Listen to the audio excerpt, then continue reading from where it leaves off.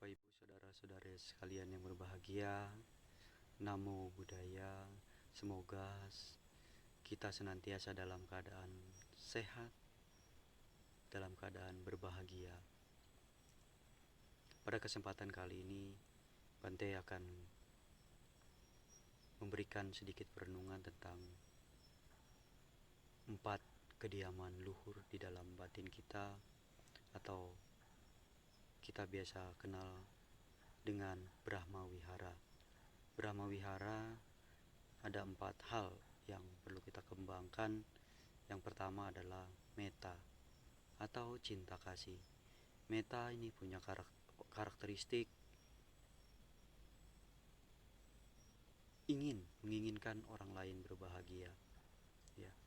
Jadi menginginkan orang lain berbahagia. Metta punya karakteristik cinta kasih. Cinta kasih kepada semua makhluk kita harus kembangkan, baik di dalam ucapan kita, di dalam perbuatan kita, ataupun di dalam pikiran kita.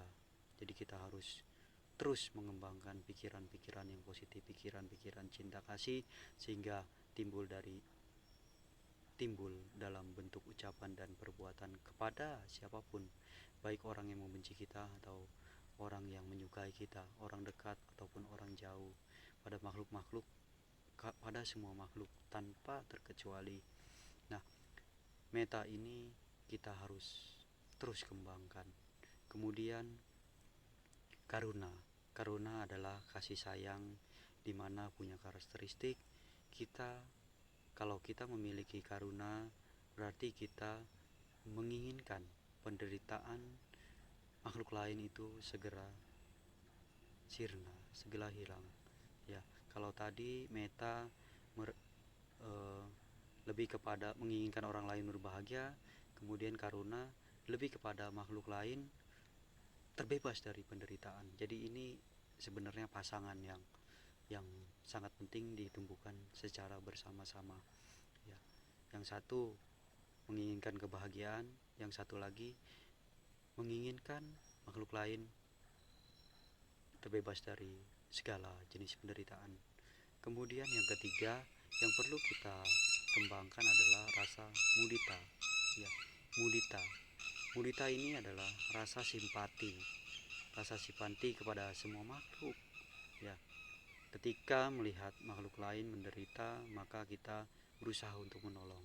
Ketika kita melihat makhluk lain merasa bahagia, kita ikut turut berbahagia. Itu pun merupakan satu kebajikan. Hanya dengan turut berbahagia, itu merupakan kita mengembangkan kebajikan di dalam batin kita, membentuk benih-benih batin yang baik, biji-biji karma yang baik di dalam batin kita, sehingga mudita, rasa simpati, ya.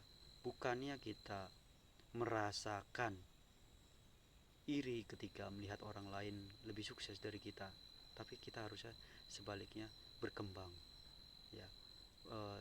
Kita turut berterima kasih, turut mengucapkan selamat, turut berbahagia atas kebahagiaan orang lain atau pencapaian orang lain.